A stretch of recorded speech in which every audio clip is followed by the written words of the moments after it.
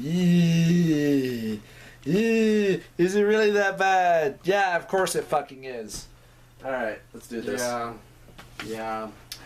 Bad movie night, vlog. Again, it's been a while. I got Jordan this movie. Everybody, this is my friend Brandon. Hi. I know he probably looks a lot like Brett, but that's because they're one and the same person, actually. Anyway, No, go ahead. that's called identical twins. So I got this movie for Jordan. It was at the Walmart bargain bin, $3.74. For my birthday, so I'm not sure whether to feel insulted or more insulted. To be fair, I also got him The Fifth Element on Blu-ray. On Blu-ray, yeah. Because that one's always good. Yeah, and that actually is a favorite of mine. And I didn't already have it in my collection. Exactly. So, don't listen to everything he says. The movie had some interesting fantasy sequences. for those of you who may not know what Sucker Punch is, and I'm going to have to keep a good eye on the timer of the camera. Oh, yeah. Because, it's developed this new option now where when it gets to 20 minutes, it suddenly stops and then restarts. Okay, so for those of you who don't know anything about Sucker Punch, it's written and directed by Zack Snyder. And the plot is you got Baby Doll here. I don't know the name of the actress, nor do I really care. Their mother dies, her and her little sister, they get this stepfather who's evil and abusive, wants the money, doesn't go to him, the mother's will is going to go to them, and he gets all pissy and extra rapey, and attacks them. Older sister escapes, he turns on the younger sister, she comes back, tries to kill him, misses, and accidentally kills her sister, I almost said daughter. And stepdad has her sent off to an insane asylum to have her lobotomized so that he can get the money. And so, what happens overall in this movie, which makes no fucking sense? First 10 minutes take place in an insane asylum. Well, the first 10 minutes, no, the first 10 minutes is before they get to the asylum. Yeah, because technically the first 5 minutes of this movie, it's a music video. Yeah. I mean, it might as well have been. And I'm just going to say right now, I hate the way that they use the music in this movie. The very first song is Eurythmics' Sweet Dreams Are Made of These. Not even done by the Eurythmics, done by somebody else. And it's shot in semi-slow-mo. There's no dialogue. There are, of course, sound effects. And it's basically a glorified music video. Jesus. And so I would certainly say that, that the first 10 to 15 minutes of this movie take place in the real world. Mm-hmm. Heavy quotes. And then goes to a fantasy world. Goes to Fantasy World 1, where we're now in a burlesque house. And the inmates, or girls, are dancers/prostitutes who entertain clients, and the head orderly guy who is, forging all the signatures to get this girl a lobotomy so the stepdad can shut her up and make a shit ton of money. Apparently he's in charge of the burlesque prostitute house, and basically we discover that whenever Baby Doll dances, and this occurred to me pretty early on, that not only is her character named Baby Doll, she also is made to resemble a baby doll. Like, has the hair, has the makeup. Yep. You go ahead. I hate this fucking movie. Yeah. Go ahead. So, now we're in a fantasy sequence, and then whenever she dances, they go into a fantasy sequence within the fantasy sequence. Yeah. The fantasy sequence is usually some sort of cool... describe the very first one. So, the very first one, she's, in this feudal Japan setting, and she ends up having to fight these enormous samurai statues. Well, I wasn't sure exactly you know, like what they were supposed to be, like if they were supposed to be robotic or if they were just monsters. Anyways, who but were, just dressed up as samurai. statues at least, or something.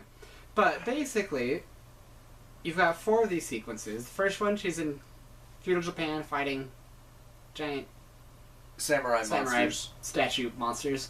Second time, they're fighting undead Nazis in trenches. Yeah. That was also fun. And then, what was the other one? They're fighting Third a medieval... one. Yeah. They're fighting against orcs. Yeah. With machine guns. And then a dragon. Well, and a dragon. And then they're fighting robots in the last one. Yeah. And basically, the conclusion that we come to is that the whole movie should have just been a crazy, farcical fantasy sequence. Those parts were entertaining, it was over the top, but in such an over the top way that it's entertaining, not lame. Yeah. And that's just where it needed to go and stay. Yeah, but the problem is that they tried to mesh a lot of these elements together, because the fantasy elements are all just taking place inside a baby doll's head, because it's meant to emphasize that, they're working as a team much later on in the fantasies, where they're working in order to execute baby doll's plan so that they can all escape the asylum / the burlesque house. And it doesn't work. It doesn't work at all, because you got these moments where characters are practically getting raped and assaulted while they're in the burlesque house, and even at the very end, when we go back to reality 1, where after baby doll has been lobotomized, spoilers, and orderly guy I wasn't sure if he was going to rape her and kill her, or perhaps just both, and then just one after the other. Who knows? And it's like, I don't know.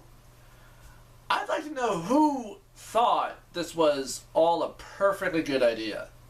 They tried to take serious and heavy elements and combine it with farcical fantasy elements, and it doesn't mesh well. It needed to be basically one or the other.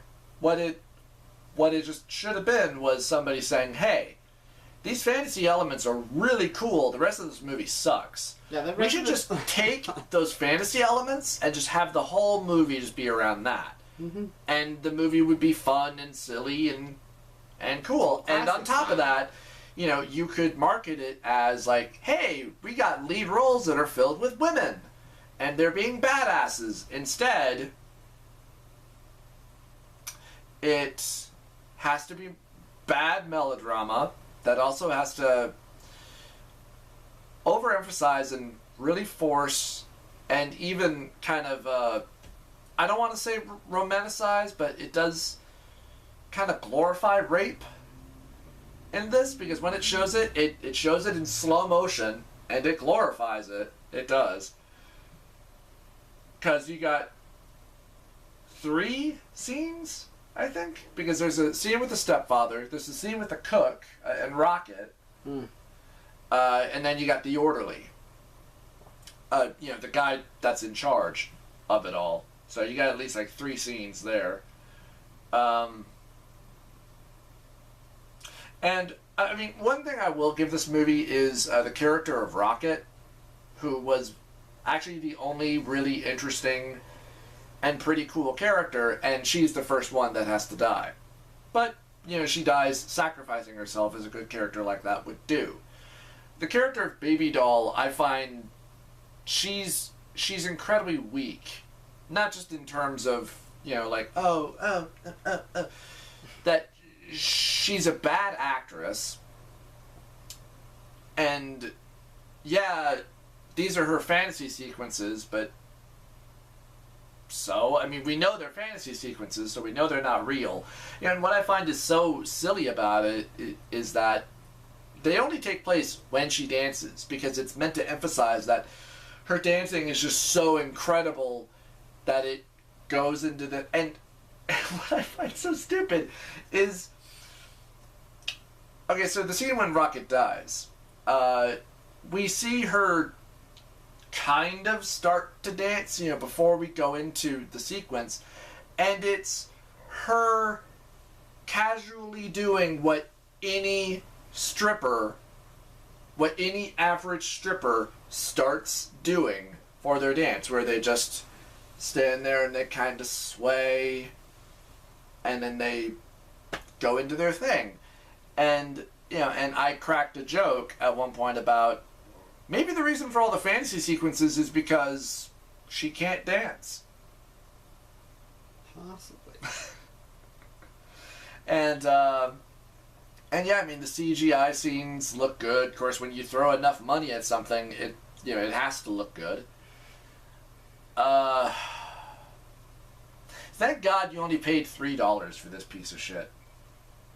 But it's yours to have forever. I'll keep it as a reminder. Because he's actually going to be leaving town here within a few days. Mm-hmm. You bastard. Yeah, so this is kind of our last bad movie together, unless, obviously, sometime in the future when you can visit, if anything like that. God, I hated this movie. I mean, I had heard that it was bad, just from every other critic that I follow and respect. I'd heard it was bad, and that it was not a good movie. And what's worse is that this movie is trying to, say that it's empowering for women, and it's not. Not at all. It even tries to have a bullshit monologue at the end of it about that, that you have your own weapons, so stand up and fight. Yeah. That's just a big fat load of bullshit. Yeah, should have been one movie or another, but not both. Yeah. I mean, you can't, have, a plate of fried chicken and chocolate cake all at the same time, because it's not going to mesh well. Alright, that okay. That might work. I don't know. I mean, sometimes sweet and salty just don't go well together. Though I was wrong about that with pretzels and chocolate. I will admit that. But, I don't know. Once you include meat in there, I don't know. That was a weird analogy. So, yeah, that one was a little flat. Let's see. What time are we at? Only about 12 minutes. Okay, that's not too bad.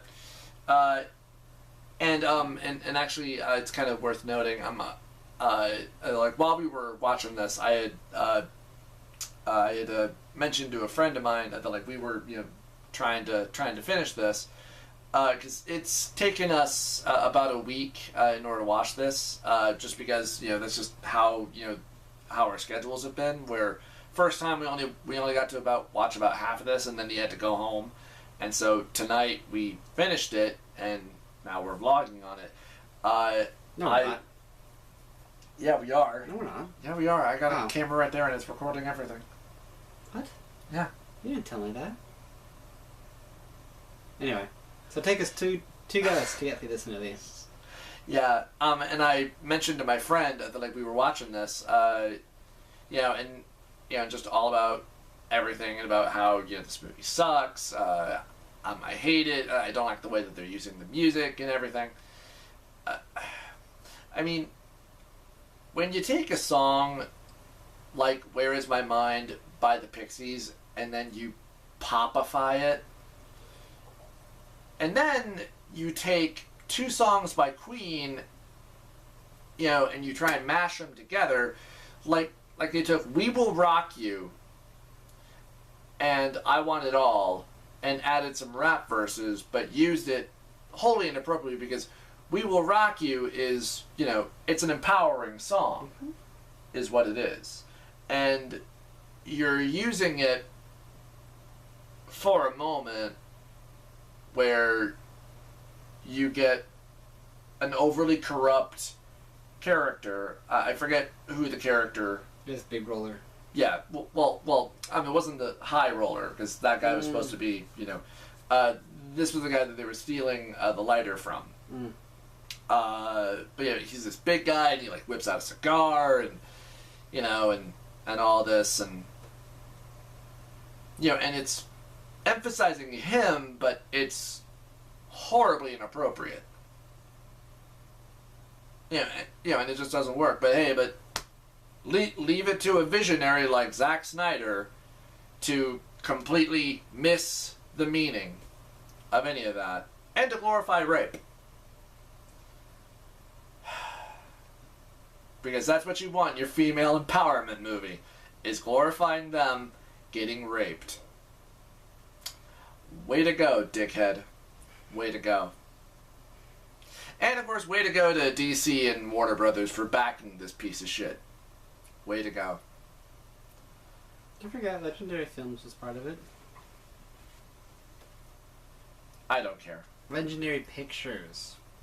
Yeah, I think that's... Well, you'll agree with this part, though, because it says in association with Legendary Pictures, a cruel and unusual production. Oh, well, there you go. I think Legendary Productions is also kind of a subsidiary of Warner Brothers, or at least a, like... Legendary Pictures, not Productions. Whatever. Pictures. Whatever. Different things. Whatever. Oh, my God. Yeah, and the funny thing is, too, is that when Brandon, you know, got me this, he knew nothing about this movie. Huh. I thought it was just like fantasy sequences, over the top. Nope. Action. Nope, it was so much more than that. And funness. Yeah, so much more. And to which I said, oh, Brandon, sounds like that you got sucker punched. Yes. Wah, wah, wah. Fuck this movie.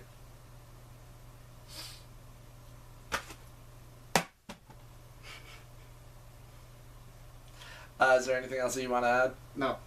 No? No. Alright. No. What other bad movies are there out there that we could watch? Because, I mean, we already did, well, I did the Wolverine Origins, Transformers 2, and the Dragon Ball Evolution with Brett. Of course, we didn't do any video on that. And I think Brett and I did the 2 White House Down copycat movies already together. And we did videos on there. Can't remember really which one is which just because of the titles. But I think Olympus Has Fallen was the more pretentious, stupid one. And yet White House Down was the one that was a lot more enjoyable. Mostly because my problem with Olympus was that it took itself too goddamn seriously. And it was such a by-the-books, predictable movie for me. And God, was it dumb. And Brett was also pretty insulted because it made a lot of our military and Secret Service really look like idiots. So, mostly because it was about the White House being taken over by North Korean terrorists. And then them, you know, taking the president hostage and demanding that, like, we want you to pull all of your U.S. support out of South Korea. Yeah, South Korea within like 24 hours. And Brett was like, yeah, that wouldn't work. And even then, if we did, South Korea could just walk over North Korea. It was what he said about that, but yeah. And of course, all the hypocrisy bullshit about how the North Korean terrorist was going on and on about how, like, you American monsters have made money for years off of killing people. Like, you're a terrorist. You've done the exact same thing, so you're no better. So go fuck yourself, you pretentious little prick. It's a stupid fucking movie, and then they made a sequel to it. And the sequel looked just as stupid. Whereas the other one, actually had some pretty good characters, had a pretty believable plot, and, well, like, not believable in that, oh, like, this could actually happen. No, like, something that actually kind of made sense. And was actually pretty good and pretty entertaining. So, but it's whatever. This has probably gone on too long. Yeah. Anyway. Ciao. See ya. It sucked, donkey dong.